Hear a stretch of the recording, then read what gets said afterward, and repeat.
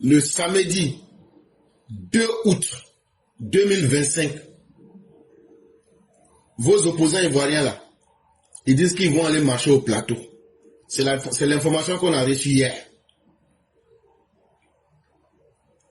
Mais dans la vie, si les gens ne connaissent pas tes intentions, c'est là qu'on peut faire semblant d'être surpris. Mais aujourd'hui là, en tout cas ceux qui viennent sur la plateforme Éclaireur Pro Vérité, plus personne ne peut dire qu'ils ne maîtrisent ce que veulent les opposants. Pour eux, c'est la stratégie du chaos, la stratégie de la haine, la stratégie de la destruction de la Côte d'Ivoire.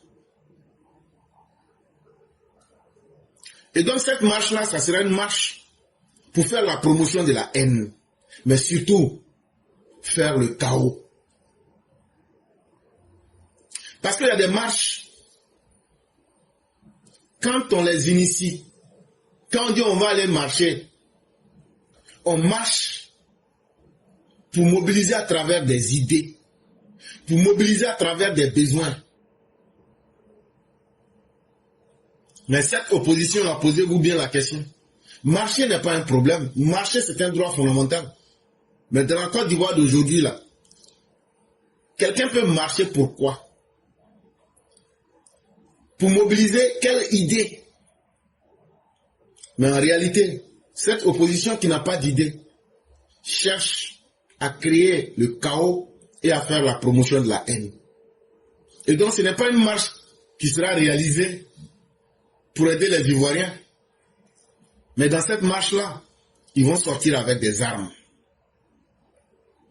Et cette marche, selon les informations que nous recevons, c'est PPACI, PPACI, PDCI et Soro.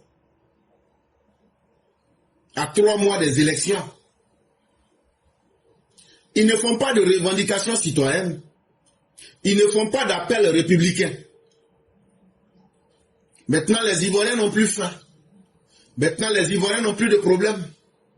Maintenant, la demander à ces personnes-là, la marche-là, c'est pour atteindre quoi? C'est pour demander quoi? Ça n'a rien à voir avec les Ivoiriens. Ça n'a rien à voir avec les problèmes des Ivoiriens. Comme il y a longtemps, on n'a pas fait de violence là. Comment on va faire pour commencer la violence? C'est pour ça qu'ils vont sortir pour marcher. Ah, depuis 2020, on n'a pas encore, le sang n'est pas versé. Donc comme il y a longtemps là, il faut qu'on mouille le sol. C'est pour ça qu'ils vont sortir pour marcher. Donc on ne va pas vous blaguer pour faire long. C'est un plan pour déstabiliser la République. Ça a été bien millimétré, tout a été bien mis en place. C'est une entreprise pour saboter le processus électoral. C'est une entreprise, comme on l'a dit, les opposants sont dans la loterie. C'est-à-dire, ils n'ont pas d'autre choix que la violence. Donc, ils vont essayer 1001 fois. Peut-être qu'un jour, ça va marcher pour eux. Ils sont dans le cynisme. Ils sont dans des tentatives de prise d'otage de la nation. Ils pensent que eux vont pouvoir créer un soulèvement populaire. Mais c'est une entreprise qui est idéologiquement suicidaire. Ça veut dire, eux, de la manière, eux, ils manquent d'idées là. C'est comme ça que nous, on a des idées pour les digérer. On sait déjà qui sont ceux qui ont financé cette marche. On sait ceux qui se cachent derrière cette marche. Mais on vous dit, c'est une stratégie en termes d'idées. Si vous pensez que c'est une belle idée, en tout cas, c'est une idée qui sera suicidaire pour vous. Parce qu'aujourd'hui, nous sommes là. Vous êtes tellement rassasiés que vous oubliez aujourd'hui qu'il y a quelque chose qu'on appelle la démocratie. Et que dans la démocratie, là, les règles sont bien connues. Et les règles s'imposent à chacun. Mais vous avez choisi de saboter la démocratie. De prendre un chemin pour montrer aux Ivoiriens ce qu'ils n'ont jamais vu. Il n'y a pas de problème, on a compris. Mais élection ça là, quels que soient les moyens avec lesquels vous allez venir là, élection ça là, on va faire. Vous dites à tout le monde, il n'y aura pas de scrutin. Ça là, on va enlever Ouattara au pouvoir. Il n'y a pas de problème. Mais est-ce que vous vous êtes dit Ce que nous on a planifié, c'est que vous les opposants, vous avez planifié là. Est-ce que vous vous êtes dit que ce sont des garçons, des gens déterminés qui seront en face de vous? Il n'y a pas de problème. On sait dans quel camp la peur se trouve. Quand tu vois quelqu'un, il est excité, il est dans tous les sens. C'est la peur qui fait ça. On sent votre peur.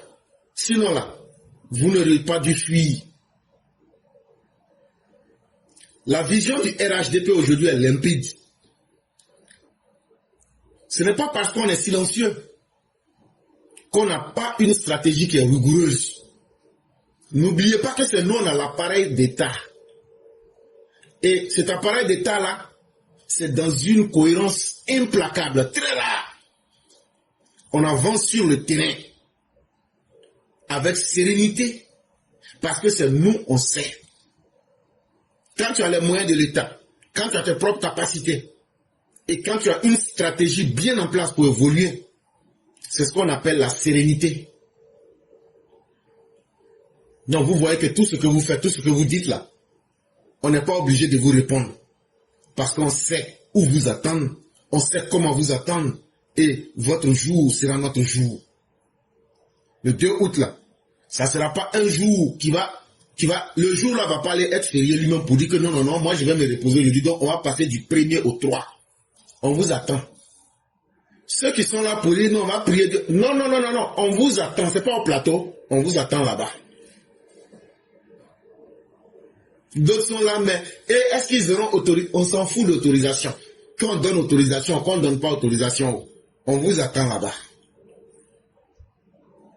Ce n'est pas parce que vous êtes en train de paniquer, vous êtes complètement déchiqueté, vous êtes dans la panique, que vous allez saboter la République.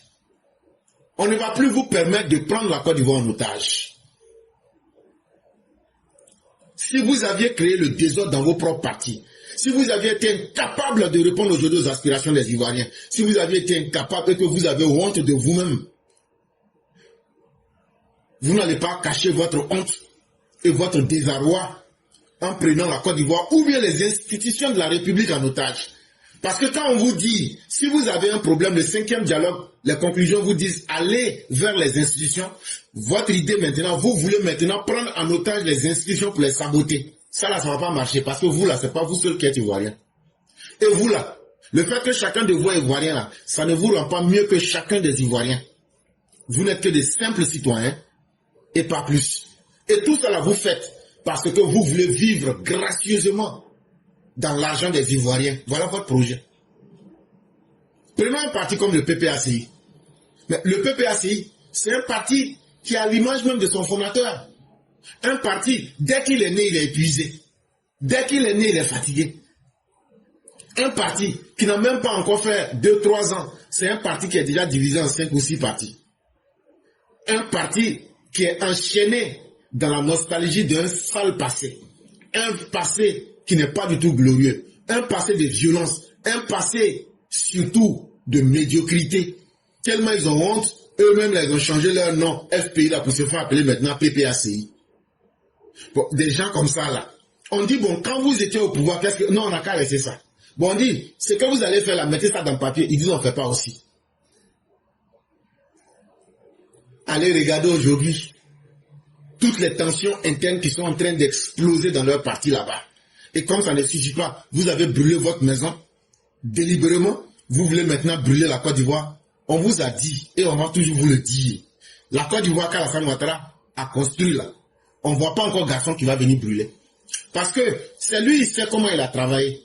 C'est nous les Ivoiriens, on sait comment chaque matin, chaque jour, depuis 2011, on s'est mis au travail. Ce n'est pas des vauriens comme vous qui allez venir nous mettre en retard. On va vous rappeler cette fois qu'on n'est plus sous votre régime et qu'on est sous le régime du docteur président Alassane Ouattara.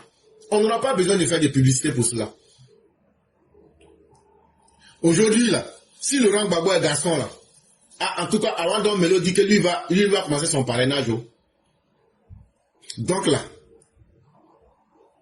arrangez-vous à régler vos problèmes d'abord.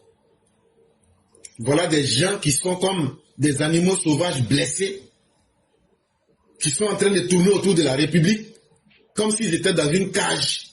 Ils sont dans les cages de leur orgueil. Vous pensez que vos orgueils là, la Côte d'Ivoire se nourrit de ça. Vous pensez que vous là, vous êtes important pour les Ivoiriens, au point qu'on va dire, si vous n'êtes pas content, les Ivoiriens ne vont pas respirer. Mais on vous entend cette fois-ci. En tout cas, Don Melo, il parle beaucoup. Il dit à tout le monde et à qui veut l'entendre que Gbagbo là, il n'écoute plus. Mais que Gbagbo, il n'a qu'à enlever dans sa tête que eux, ils vont lui dérouler le tapis rouge. Alors Don Melo dit que lui, il ne va pas aller en prison pour la folie de Laurent Gbagbo. La folie qui anime Laurent Gbagbo là, pour créer la violence là. Que lui, il ne va pas suivre Laurent Gbagbo dedans. C'est vrai ou c'est pas vrai ou nous, ça ne nous intéresse pas. En tout cas, il dit que lui, il a peur d'aller en prison. Que si Gbagbo aime aller en prison là, Gbagbo n'a qu'à continuer dans sa violence là. Mais lui, il ne va pas dérouler le tapis rouge pour aller accompagner Laurent Gbagbo en prison. On ne vote pas, on ne va pas aller au vote. Il dit en tout cas, eux là, eux ils ont choisi, eux leur groupe là, eux vont aller aux élections. Et que pour eux là, c'est ça une vraie stratégie. Comme le PPAC est devenu une base militaire qui est perdue en zone étrangère, le PPAC se comporte comme une tribu assiégée. Il n'y a pas de problème. Vous aurez la réponse qu'il faut à la hauteur des bêtises que vous allez causer. Ce ne sont pas des menaces, hein. C'est une promesse qu'on vous fait. Vous pensez qu'aujourd'hui, là, les Ivoiriens ne connaissent pas l'importance de la paix. Samedi, là, si c'était que votre marche, il y avait une revendication idéologique, une revendication sérieuse, samedi, là, vous allez déposer quel document, dans quelle administration? Tout le monde sait que samedi n'est pas jour ouvrable. Maintenant, samedi là-haut, quand vous allez sortir pour marcher là-haut, après quand vous allez finir de marcher là-haut, les revendications que vous allez faire là, c'est où? C'est dans quelle institution vous allez les déposer? Donc on comprend déjà que ce n'est pas une marche, c'est une insurrection. Vous voulez essayer pour voir si vous pouvez utiliser le plateau comme une zone d'expérimentation pour commencer à créer les troubles en Côte d'Ivoire. Il n'y a pas de problème, on a compris. Et comme c'est le PPAC qui est votre base militaire, mais vous n'allez pas regretter. C'est plus de la politique, hein. C'est maintenant du djihadisme interne que vous faites. On vous attend. Mais on va vous envoyer en brousse. Quand il s'agit du PDCI, là-bas c'est l'Apocalypse en 23 pièces. Ou bien si tu veux, l'Apocalypse version sahélienne, c'est-à-dire la chemise là, mais à deux grosses poches à côté.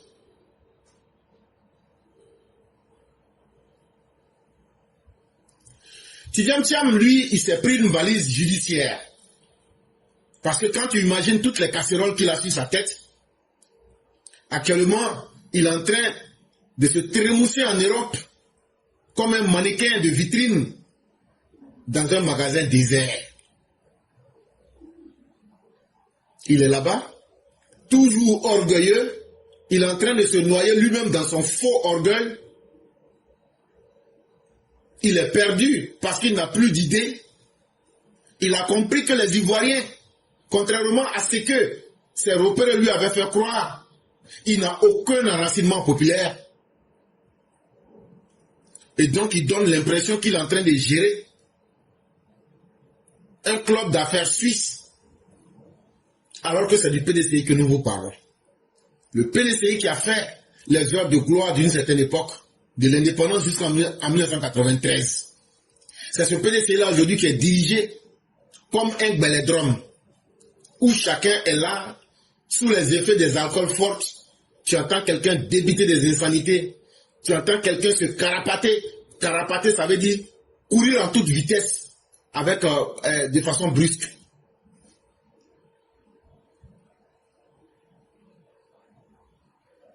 Certains même aujourd'hui du PDCI sont opposés à la trajectoire politique même de celui qu'ils avaient surnommé le banquier de l'homme, le Bernard Madoff, le meilleur banquier de la préhistoire. Toujours en deux avions, en train de fuir sa base militante. Il est plus préoccupé à cirer sa peau noire des Sénégalais que de trouver une stratégie pour sauver le PDCI? Est-ce qu'il y a quelqu'un qui est le meilleur ennemi du PDCI plus que Tidjane Thiam? Un parti, tu dis que c'était le parti de ton grand-père, mais c'est toi qui es venu enterrer ce parti-là. Il y a des militants du PDCI qui disent que Tidjane Thiam pense que l'élection là, que c'est fusion-acquisition. Ça veut dire deux sociétés se rencontrent, on se mélange, et puis maintenant on crée une nouvelle société, on a mis nos actions ensemble. Élection là, c'est pas tontino. En français, c'est une fusion-acquisition là, c'est tontine. Tu envoies pour toi, j'envoie pour moi, on met ensemble, et puis après on évolue. Toujours dans la même politique villageoise. Non, si on se met ensemble là, on pourra enlever l'autre. Ça là, ça a marché pendant un temps. Parce que ceux qui étaient là ne valaient rien. Mais cette politique a connu aujourd'hui ses limites. Parce que celui qui est là aujourd'hui à Alassane Dramane Ouattara, là, il vaut mieux que vous tous réunis. Donc là, cette politique de dire, on se met ensemble, on va l'enlever là, ça ne marche plus. Tidjane Thiam, on ne rachète pas un peuple comme on rachète une banque. C'est facile de faire tomber une banque comme le Crédit Suisse. Mais tu as compris que ce n'est pas facile de faire tomber le peuple ivoirien. Et comme en 2020, Soroguium vous blague, il vous dit qu'il a placé des soldats imaginaires et que lui, vous pouvez lui faire confiance. Lui, Soroguium, c'est lui l'homme du chaos, le franc-tireur des ténèbres. Mais Soroguium, même là où est sa base, il dit tout ça là. Lui-même, son parti là, il y a combien de personnes dedans aujourd'hui? En 2020, il nous disait qu'il avait 2 millions de partisans. D'ici la fin des élections, on s'est retrouvé avec moins de 20 personnes. Il a fini sa campagne dans les sous-sols d'un restaurant parisien avant d'être chassé. Avant-hier, son commandant, Fofana, dit que ce n'est pas lui qui avait parlé en 2020, que c'est quelqu'un qui lui ressemblait. Son commandant Fofana dit qu'en 2020, là, c'est pas lui qui avait lancé les appels à Paris pour demander aux militaires de se soulever. Que lui reconnaît que c'est quelqu'un qui lui ressemble, que sinon c'est pas lui. On dit il n'y a pas de problème, on a compris. Oh. La folie là, ça ne commence pas un seul jour, ça commence petit à petit. Mais la vidéo qu'elle a là, c'est parce qu'aujourd'hui tu es pris. Mais là, les faits sont là. Et ce n'est pas la première fois. Mais un homme qui est fort là, Soroguium, tu dis que c'est toi le promoteur du chaos. Mais nous, on veut goûter ta capacité de nuisance. Nous-mêmes là, on veut goûter ta capacité de nuisance.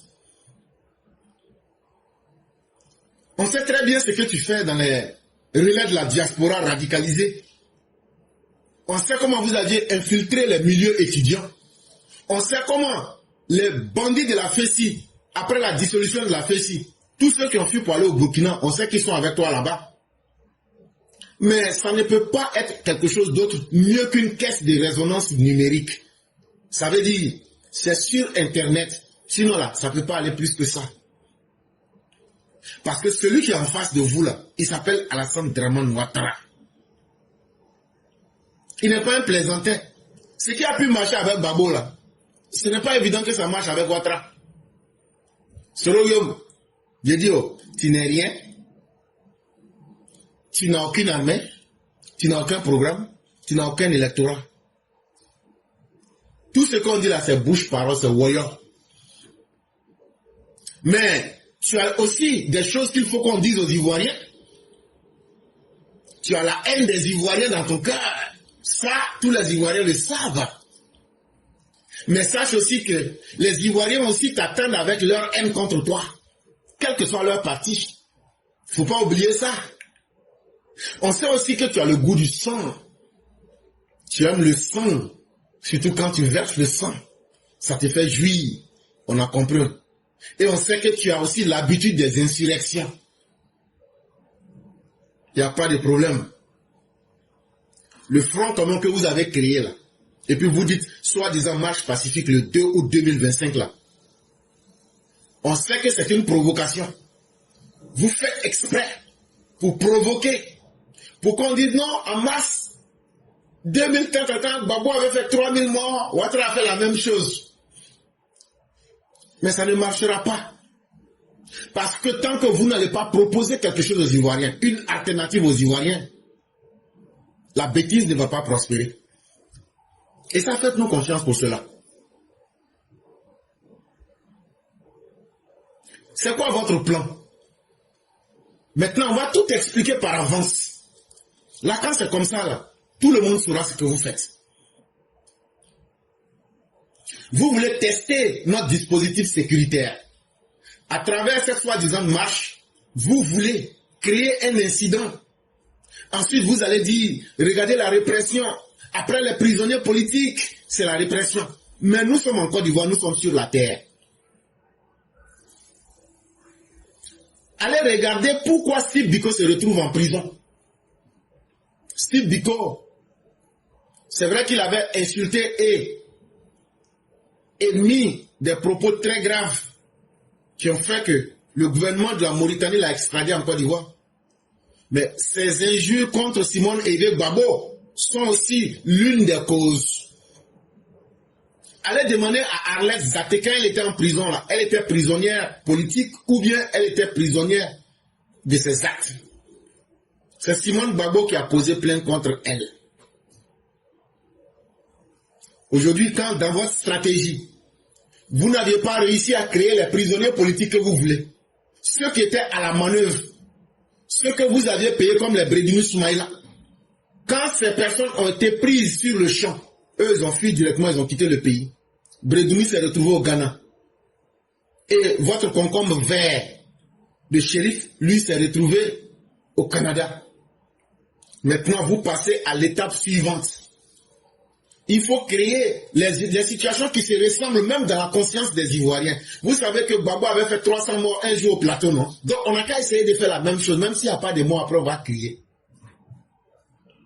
Vous allez essayer tous les scénarios. C'est pourquoi je dis que vous êtes dans la loterie, vous jouez loterie. On sait déjà les vidéos préparées que vous avez. On vous a dit, vous êtes infiltrés. Les vidéos que vous avez déjà préparées là, pour faire la propagande là, à partir des cellules d'Ibrahim Kaka. Les vidéos que vous aviez préparées avec les Russes là, on connaît ça déjà. On a déjà les photos, on a les hashtags qui ont été préparés à l'avance. Donc ne vous fatiguez pas. Si vous voulez, nous on peut mettre les vidéos là dès aujourd'hui. Ce qui va se passer le 2 là, les vidéos que vous avez déjà préparées là, on a déjà ça. Et vous pensez que quand vous allez faire ça, les gens vont croire. Si vous voulez là, nous on met les vidéos là, puis on dit bon, ça ne s'est pas encore passé, mais ça s'est déjà passé, mais ça va se passer le 2. Vous ne pouvez pas tromper la solidarité internationale. Vous ne pouvez pas exercer de pression illégitime sur un gouvernement. Si le gouvernement du Dr Ouattara devrait être un gouvernement criminel, on a eu plus de 15 ans pour pouvoir démontrer de ce qu'on est.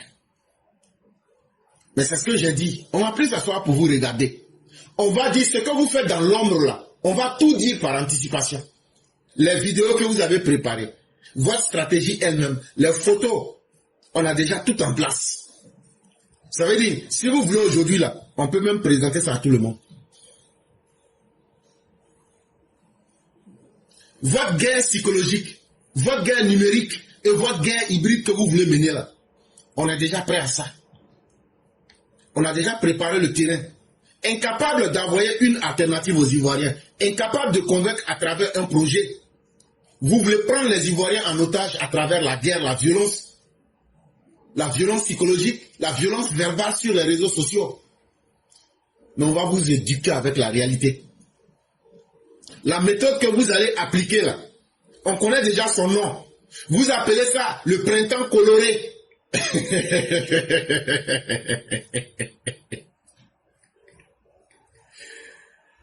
On a le nom de votre stratégie.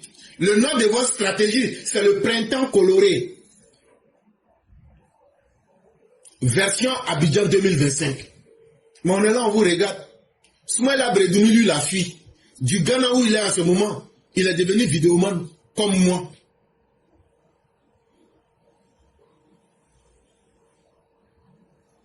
Mais qu'est-ce que Bredounou Soumaïla savait? Toi, tu n'as rien fait. Et puis tu fuis le pays. Pourquoi?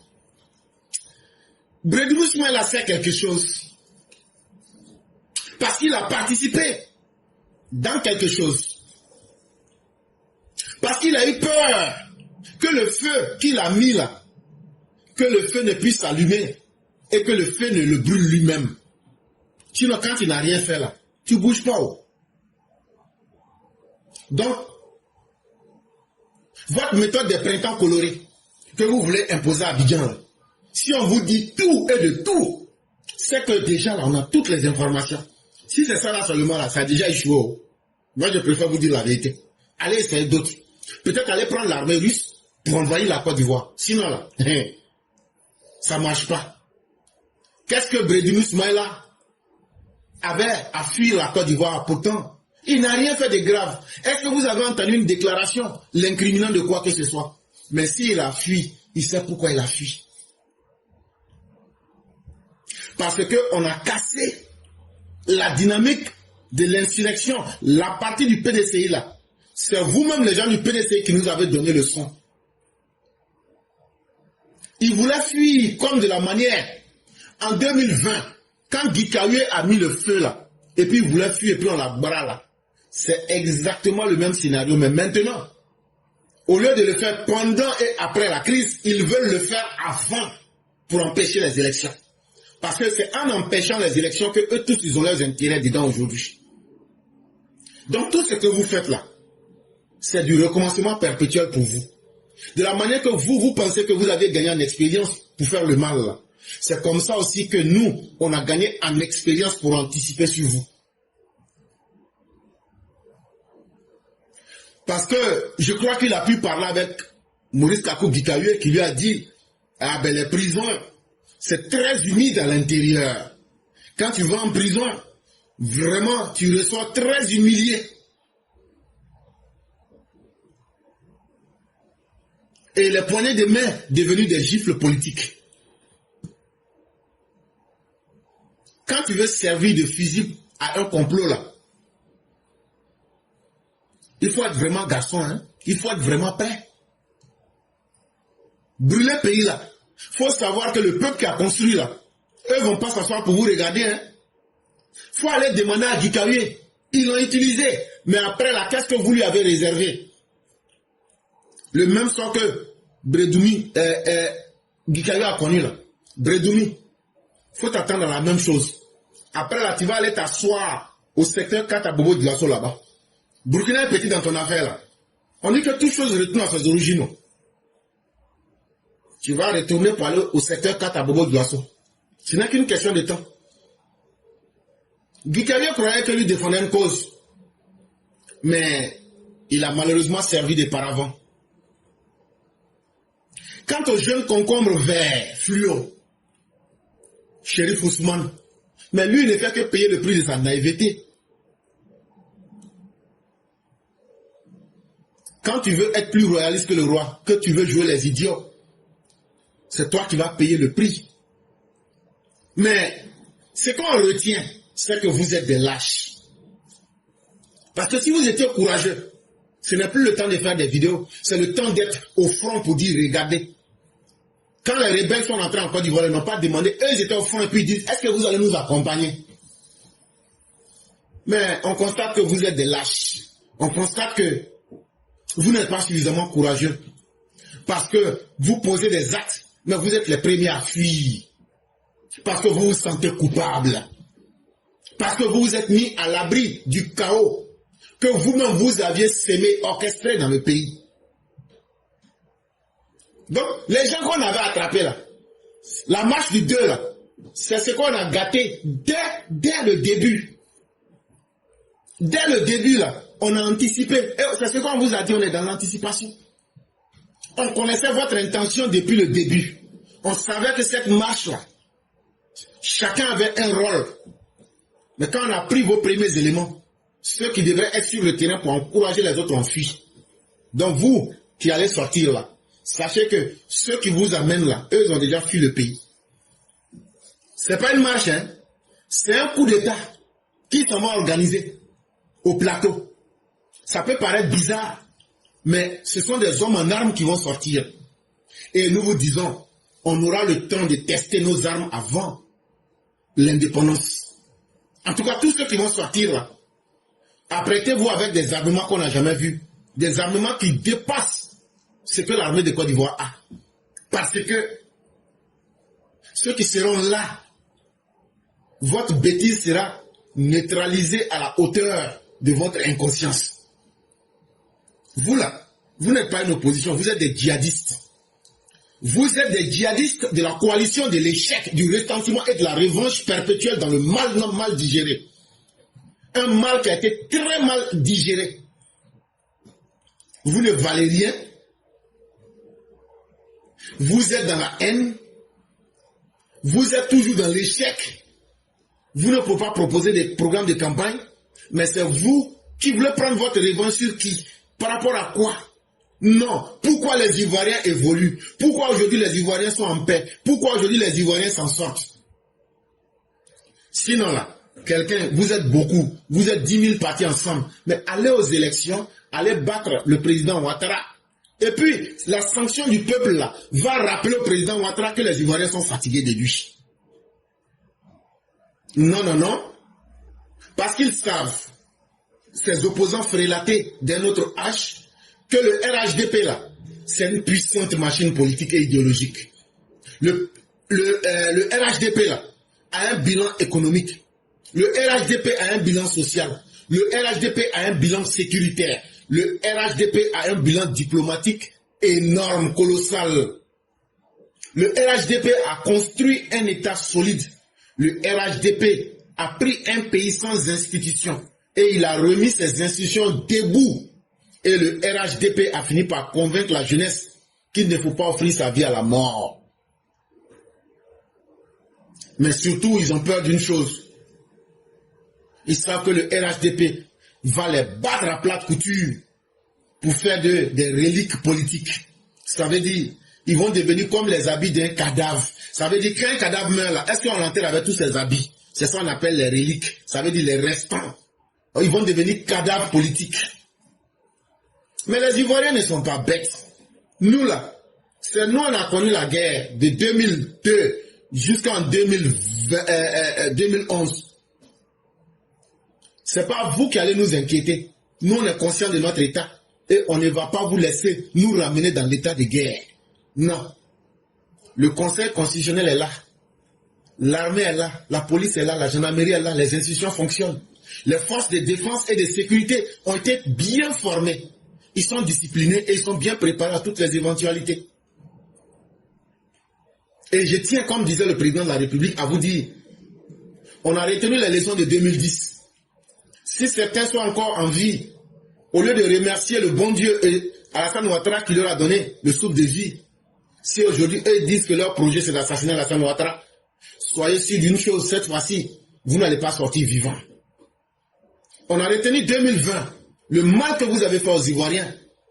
Dans 2025, les Ivoiriens ne seront pas naïfs. On va vous retourner la monnaie. Et le droit va se manifester. Qui que vous soyez, quel que soit ce que vous êtes, la politique ne peut pas être un argument pour semer le chaos et le désordre dans les familles des autres. Le désordre là, on va le réprimer. On va mater tout fauteur de troubles, sans état d'âme. S'il y a des garçons parmi vous, allez franchir la ligne rouge. Allez défier la République. Vous allez comprendre que la Côte d'Ivoire qui est dirigée aujourd'hui là, elle est dirigée par des hommes forts, mais surtout des hommes dignes, qui vont se dresser pour dire on ne peut pas travailler, on ne peut pas construire une nation en fuyant les urnes. On ne peut pas construire un monde s'il n'y a pas des gens sérieux qui prennent la pleine responsabilité des événements. On ne peut pas diriger un peuple avec des mégaphones et des fantasmes. On ne peut pas diriger un peuple si on n'est pas capable de bâtir la paix. On ne peut pas saboter la paix en sabotant la République. Faites-nous confiance. Le 2 là, ça va arriver. Que chacun regarde le 2. Entre-temps, qu'est-ce que le RHDP fait? Le RHDP ne s'est pas fatigué depuis avant-hier. Ils ont mis 2600 jeunes dehors. Je dis bien 2600 jeunes dehors. Ils disent, vous êtes les jeunes bénévoles de la paix. Là où l'opposition crée la violence pour demander que les autres n'ont qu'à donner leurs enfants, eux vont aller verser leur sang. Nous, au RHDP, depuis avant-hier, on a mis 2600 jeunes dans toute la Côte d'Ivoire. On leur a dit, allez prêcher la paix, Allez parler à tout le monde. Et si vous avez remarqué, depuis avant-hier, j'ai vu une vidéo après l'hymne national. Tout ce que nous faisons sur cette plateforme, il n'y a rien qui est fait au hasard. Tout est fait en fonction des événements et tout est fait en fonction des objectifs. Donc c'est pourquoi tous ceux qui sont sur cette plateforme-là, rien n'est fait au hasard. Mais qu'est-ce que cela démontre? Contrairement à ceux qui pensent que leur bénéfice se trouve dans la violence, le RHDP est en train de montrer à la jeunesse que les anciens codes, les anciennes méthodes de guérilla urbaine et de violence pour mettre vos vies en danger ne valent plus la peine. Soyez vous-même responsables de vos avenirs. Allez prêcher la paix. Allez témoigner que la Côte d'Ivoire a pris un tournant majeur dans la gouvernance, mais surtout dans la gouvernance des jeunes. Nous, au RHDP, nous offrons la vie aux jeunes, alors que l'opposition offre la mort aux jeunes. Chers parents, vous qui m'écoutez, allez voir ce que j'ai dit là, si c'est vrai ou pas, tapez. L'initiative Jeunes bénévoles de la paix. Alors que les opposants disent, l'initiative, comment on va trouver des jeunes gens? Laurent Gbagbo dit, vous les jeunes là, allez mourir pour moi. Donc le président Ouattara, s'il y a quelqu'un qui est l'ami de la jeunesse, c'est le président Ouattara.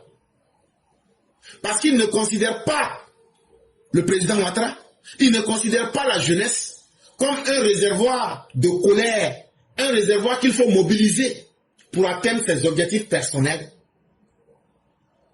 pour essayer de créer le chaos dans notre société. Mais il utilise la jeunesse pour être acteurs de la prévention, comme des moteurs de la construction du dialogue, et pour les aider à être dans la démocratie et à sauver leur propre vie. Est-ce que ce n'est pas beau de voir des jeunes gens qui disent « Nous croyons en la vie et nous voulons sauver les vies ». Est-ce que cette jeunesse n'est pas mieux qu'une jeunesse qui dit « On va aller gâter les deux ». Chers parents, quand on vous parle, à chacun de voir. Mais mieux, le gouvernement, à travers cette initiative, dit aux jeunes, ne soyez pas des spectateurs de votre avenir. Soyez pas passifs. Soyez dans votre vraie vie. Ne soyez pas des zélés, des suiveurs pour devenir des vagabonds. Soyez des sentinelles de la République. Soyez engagés. Parce que c'est vous qui avez plus intérêt à vivre. Tous les vieux politiciens que vous voyez là, Ouattara, Gbagbo, tout là, tout ce que vous... Il n'y a pas quelqu'un parmi eux qui a moins de 60 ans. Hein. Ouattara, lui, il a 82 ans. Gbagbo, lui, il a 80 ans. Chakadjan, lui, il a 62 ans. Etc., etc. Ce sont des vieux qui ont plus de 80 ans qui veulent maintenant mettre la vie de la jeunesse en danger. Toi, tu as 20 ans. Toi, tu as 15 ans. Toi, tu as 25 ans. Eux, là, ce sont les vieux, là, qui veulent mettre ta vie en danger. Toi, tu n'as même pas encore vécu même les un quart de leur vie. Mais eux, ils t'emmènent à te blaguer. Frère, si tu n'aimes pas ta vie, il faut suivre celui qui te dit d'aller faire la violence. Mais en tout cas, le président Ouattara, à travers cette initiative, vient de responsabiliser la jeunesse pour dire, vous n'êtes pas des spectateurs. C'est vous l'avenir de la Côte d'Ivoire. Soyez donc engagés pour créer les conditions de la paix. Pour que même si vous avez faim, même si tout ne va pas bien, au moins là, vous avez la paix. Et tant qu'il y a la paix, il y aura la vie. Et tant qu'il y a la vie, on connaîtra des bonheurs et des malheurs. La vie viendra avec ses déboires, mais au moins vous serez en vie. Donc quittez dans les discours guerriers. Quittez dans tout ce qui est martial. Inscrivez-vous à l'école du civisme. La grammaire politique n'est pas faite de lutte. La grammaire politique n'est pas faite de combat. Mais la grammaire politique est aussi faite de responsabilité. La responsabilité là, c'est savoir que ta vie est importante. C'est savoir que c'est sur vous que le pays va reposer demain. Responsabilité, civisme, participation. La Côte d'Ivoire n'a pas besoin de jeunes irresponsables. La Côte d'Ivoire n'a pas besoin de jeunes qui ne sont pas inscrits dans le civisme. La Côte d'Ivoire n'a pas besoin de jeunes gens qui ne prennent pas leur vie au sérieux, sans participer aux affaires de leur société. L'esprit qui anime, si on ne vous parle pas de cette initiative, est-ce que vous voyez les jeunes là en train de flâner pour dire on va faire marche? Non, parce que ces jeunes ont été formés. Et ces jeunes-là, ils ne sont pas des militants d'un parti politique. La seule étiquette qu'ils ont, c'est qu'ils sont tous jeunes. Et on leur a dit, on vous forme pour que vous ne donnez pas vos vies aux politiciens. Chaque jeune bénévole devient un ambassadeur de la non-violence. Il devient un conducteur de médiation communautaire. Il devient une sentinelle de la paix. En réalité, le président Ouattara vient de réhabiliter la jeunesse pour lui dire, ce ne sont pas les parents seulement qui doivent éduquer la société, mais vous les enfants aussi là. On doit apprendre quelque chose de vous. Soyez les formateurs civiques de la jeunesse. Soyez le choix de l'avenir. Soyez vous-même capable de vous autodiscipliner. Et ça, faites-le à travers le discernement. Utilisez votre cerveau. Essayez de voir ce qui est bien et ce qui n'est pas bien. Et puis, engagez-vous dans la voie pacifique. Parce qu'il n'y a rien à perdre dans la paix. Tout le monde a tout à gagner dans la paix. Sous le régime Ouattara, on ne va pas mettre en danger la jeunesse en utilisant son manque d'expérience pour lui dire qu'il faut tomber dans la rue. Mais on va vous monter en conscience. On ne va pas galvaniser des foules, mais on va structurer, construire des intelligences citoyennes. Parce que nous avons un héritage à laisser aux générations qui doivent venir. On connaît bien l'héritage des jeunes patriotes. Ils ont chauffé une jeunesse à blanc. Et de 2000 jusqu'en 2011, ils ont donné naissance à une jeunesse qui a été trompée, qui a été abrutie. Une jeunesse qui a été abreuvée à la soupe du discours identitaire, de la haine gratuite, du populisme. Une jeunesse qui a été instrumentalisée pour servir les intérêts du FPI. Mais surtout pour devenir un vecteur de violence, pour devenir des semeurs de haine et de chaos dans notre société. Aujourd'hui, le RDR-RHDP a décidé de montrer que nous pouvons offrir mieux à la Côte d'Ivoire et que nous pouvons offrir mieux à la jeunesse. Là où ceux qui ont été incapables de vous encadrer civiquement pendant plus de 10 ans, là où les jeunes étaient utilisés comme des bêtes de somme, ils étaient enrôlés dans la narration binaire du peuple contre l'ennemi invisible et imaginaire. La plupart du temps sans filtre ni cadre. L'autre c'était l'ennemi, l'autre c'était l'ennemi. Soit c'est 0 ou même c'est 1. Ils ont rendu la jeunesse bête. L'espace public était occupé par les agoras. C'était leur champ de bataille. Les rues, c'était leur ring. L'intention qui était affichée, si tu n'es pas violent, c'est que tu n'es pas un patriote. Mais le résultat, ça a amené la jeunesse ouf. Ça a amené plein de jeunes dans les tombeaux. Pendant la guerre, là, vous avez combien de vieux qui sont morts? Surtout les vieux politiciens. Mais vous, les jeunes, là, ils vous ont conduit à l'abattoir. Ils vous ont poussé à aller au front. Ils vous ont poussé à prendre les armes. Plein parmi vous sont morts. Et les mêmes politiciens ont continué leur vie. Donc aujourd'hui, quand on compare aujourd'hui à hier, aujourd'hui c'est le temps de Ouattara, hier c'est le temps de Babo de Bédié, on voit qu'il y a un grand contraste. On voit qu'il y a une grande différence entre le régime actuel qui encourage la jeunesse à agir avec philosophie, à agir avec sagesse. Et hier, sous l'époque de Babo, l'urgence c'était d'être dans les rues. Ah non, si vous êtes assis là, levez-vous. Si vous êtes en train de dormir, réveillez-vous. L'urgence, urgent, très très urgent, versez-vous dans les rues. Bon, quand vous-même vous regardez ces deux manières-là, qu'est-ce qui est mieux aujourd'hui? Alassane Ouattara intègre la jeunesse dans la durée institutionnelle. Un jeune même, on te voit qui est en train de faire la promotion de la paix. On dit, ouais, toi, tu es trop zo. Ouais, tu es frais, mon petit. Ouais, ça c'est bon. Ouais, c'est de ça on parle. C'est zo Kanawa. C'est pas mieux que d'aller sortir dans le dos. Donc là, Alassane Ouattara dit à la jeunesse, forgez vous-même votre propre raison. N'acceptez plus que quelqu'un flatte vos instincts. Pendant que Laurent Gbagbo et bien d'autres parlaient de patriotes et de souveraineté, ils vous utilisaient pour défendre leur régime de croque-mort, leur régime calamiteux. Nous, on vous dit, soyez des acteurs de la paix, chers jeunes, pour construire d'abord vos vies. Parce que la vie, là, elle n'est intéressante que quand tu es vivant. De toute façon, là, tous les Ivoiriens ne vont pas mourir. Ceux qui veulent mourir, là, ils n'ont qu'à aller se donner à la mort. Mais ce n'est pas parce qu'eux, ils ont décidé d'aller se donner à la mort que la Côte d'Ivoire va arrêter de fonctionner. Donc, ceux qui veulent mourir, là, faites vite. Toutes les petites go que vous voyez dans le quartier, là, toi, tu veux pas aussi. Bon, là, toi, tu veux pas aussi. Tu as une fois rentré dans l'avion. Tu as une fois mangé caviar. Tu as une fois allé dans un restaurant 5 étoiles. Tu as voyagé dans le monde. Donc toi, quand Dieu t'a créé là, toi, tu n'as pas... tu as signé un pacte pour que toi, tu ne dois pas bénéficier de bonheur, quoi. Même nous-mêmes qui sommes enfants de pauvres, là, quand on a compris qu'il faut prendre nos vies au sérieux, là, aujourd'hui, là, on peut faire ce qu'on veut.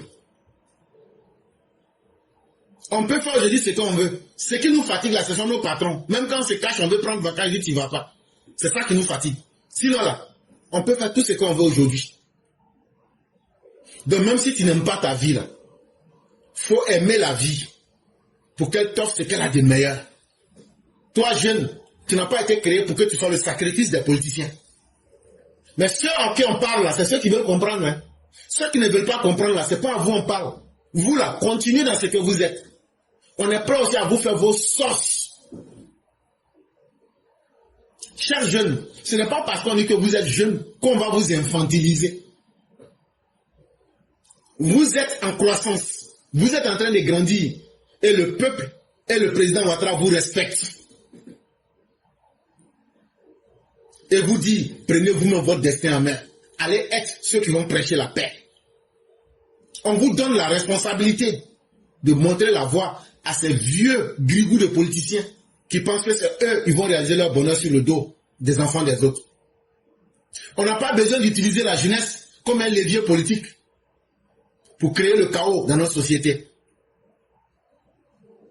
On n'a pas besoin de dire à la jeunesse, il y a une menace extérieure et on a besoin de vous. L'armée est là pour cela. La responsabilité de tout État sérieux, c'est de mettre sa jeunesse au travail, de construire un avenir commun. Et on a notre grand écrivain Frantz Fanon qui nous disait ceci. Chaque génération doit, dans une relative opacité, découvrir sa mission, la remplir ou la trahir. Ça veut dire quand tu nais dans ta famille, là, c'est que les enfants, les pères n'ont pas pu vous donner là. C'est qu'ils ont échoué leur mission. Vous les enfants là, vous devez comprendre c'est quoi votre mission et puis réussir votre mission. La vie là, c'est une suite. Et donc, à travers cette approche de responsabiliser la jeunesse, le président Ouattara a compris que la jeunesse n'est pas un carburant électoral. On n'a pas besoin de votre sang pour faire gagner quelqu'un. On n'a pas besoin de votre sang pour mettre dans la voiture de Laurent Gbagbo pour que son poussé démarrer là-bas fonctionne. Pour que ces fétiches qui ont besoin de sang là, on ne va pas réveiller ça. On n'a pas besoin de votre sang comme carburant électoral. On n'a pas besoin de vous moutoniser pour prendre vos consciences pour aller avec ça au Bénin. On vous donne la responsabilité de construire vous-même vos propres consciences. Et c'est dans cette conscience-là que vous devrez d'abord créer les conditions de la paix en Côte d'Ivoire. On va terminer avec le troisième sujet. Pour la présidentielle ivoirienne d'octobre 2025, ils veulent nous inscrire forcément dans un scénario fatal. Mais nous leur offrons l'enjeu démocratique. Ce qui fatigue beaucoup dans nos pays africains, c'est le manque d'imagination de certains politiciens. Et quand ils n'ont plus d'idées, ils veulent confronter leur manque d'idées à la souffrance du peuple. Quand vous remarquez très bien que vous faites une analyse profonde, toutes les guerres et les violences en Afrique, c'est toujours des hommes qui disent « Nous, on vient pour aider le peuple. La politique même, c'est quoi? La politique, c'est la gestion de la cité pour faire le bien commun, pour réaliser le bonheur de tout le monde. Mais quand ils viennent, ils savent qu'ils n'ont pas d'idée pour créer ces conditions-là. Ils disent quoi? On va donc surfer sur les malheurs, on va créer les conditions du malheur. C'est ce que j'appelle ici le scénario fatal. Et donc, on va abrutir le peuple. On va expliquer au peuple tout ce qui est faux pour ne pas qu'il sache la vérité. Avant, c'est gros français, les gens venaient parler. Ils comprennent français. Après, c'était la tromperie, la flagornerie. Mais aujourd'hui, c'est devenu la manipulation. Les élections qui vont se réaliser le 25 octobre 2025, là, tout le monde sait que le RHDP va gagner. Ça, là, si toi, tu n'as pas les yeux ouverts, là, ça saute comme une lettre à la poste. Le RHDP va gagner ces élections sans coup férir. Parce qu'en réalité, l'opposition qui n'a fait que installer une triste rhapsodie depuis 2010 est restée fidèle à ses échecs économiques, est restée fidèle à ses mentalités, à ses conceptions villageoises du pouvoir, est surtout restée bloquée devant sa médiocrité, sa nullité programmatique. Une opposition incapable de construire, une opposition qui est dans une absence d'alternative, une opposition qui n'est pas crédible, une opposition qui se sabote elle-même tous les jours. Voilà d'abord les premières causes qui feront que le RHDP va toujours gagner des élections. Une classe politique qui a aujourd'hui peur d'aller se confronter au suffrage universel. Comment toi tu peux organiser des élections? Et puis toi-même tu dis que les élections que toi-même tu as organisées là, qu'est-ce qui était truqué en 2010? Et puis toi, c'est toi qui viens dire encore que aujourd'hui ceux qui organisent ont truqué. Donc finalement là, c'est le bon Dieu lui-même qui doit venir organiser l'élection. Parce que vous avez commis assez de crimes et vous aviez souhaité qu'on transforme en impunité vos crimes. Et vous n'avez jamais voulu accepter la responsabilité. Vous voulez animer la scène politique, mais dans l'irresponsabilité, sans avoir fait l'ajournamiento et l'autocritique, sans vous être mis à jour, alors que nous sommes en 2025, vous voulez diriger les Ivoiriens comme s'ils étaient en 90 ou en 2000. C'est vous qui voyez toujours la théorie du complot. C'est vous qui êtes dans l'extrémisme insurrectionnel. C'est vous qui êtes enfermés dans la victimisation. Vous vous êtes enferrés dans vos propres limitations. Mais ce n'est pas le peuple ivoirien qu'il faut remettre en question. C'est votre propre incapacité.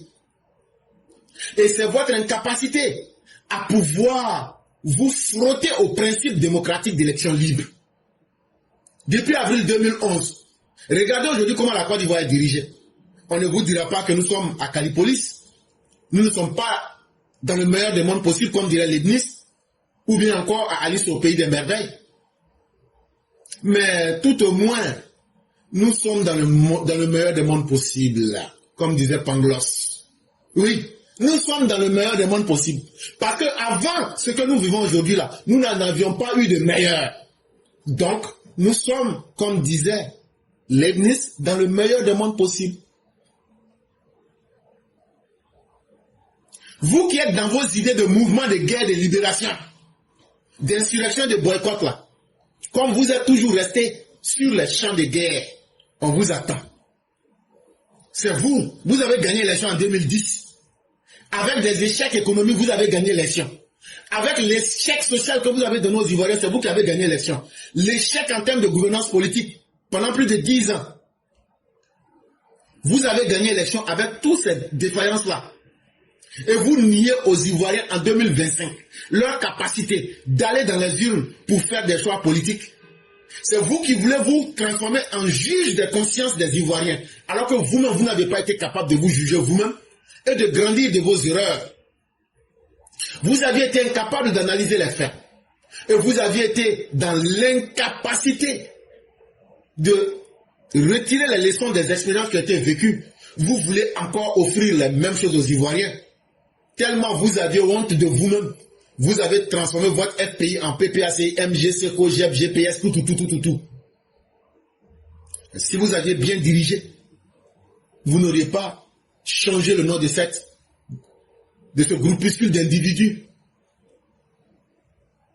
Cette posture ne laisse pas indemne la dynamique vitale. Et c'est de ces expériences fâcheuses et lamentables qu'on a pris conscience et on s'est dit, on va construire un autre monde avec une démocratie viable, une démocratie qui va se réveiller pour donner de l'espoir aux Ivoiriens. Oui, vous avez brisé notre démocratie, vous avez corrompu notre démocratie, on en subit encore les conséquences, mais on a décidé de ne plus laisser notre sort dans vos mains. On va construire un nouveau monde sans l'esprit délétère de votre complotisme et de vos insurrections. On ne va plus accepter que votre populisme insurrectionnel vienne défier la République. Si vous n'êtes pas capable de vous interpeller vous-même, de faire des critiques constructives que vous pouvez opposer au gouvernement dans une démocratie, c'est que être opposant, ça n'a aucun sens. Et donc, c'est pourquoi vous allez garder votre silence pour que l'émergence puisse être le moteur des Ivoiriens. Parce qu'on sait d'où vous venez. Le mal de la Côte d'Ivoire, c'est le FPI, PPACI, COGEP, MGC, GPS. Vous avez précipité la Côte d'Ivoire dans des errances partisanes. Vous avez ruiné le pays. Vous avez détruit les opportunités de construire un pays et de laisser un avenir aux Ivoiriens. Aujourd'hui donc, vous voyez tout le contraire qui se réalise de ce que vous avez fait. Au lieu de vous sentir coupable de désertion politique, vous voulez encore tomber dans les boycotts électoraux, comme si on était en 95, comme si on était en 2000, comme si on était ceci. Mais, de gré ou de force, que ça vous plaise ou pas, depuis avril 2011, là, le RHDP est le parti dominant.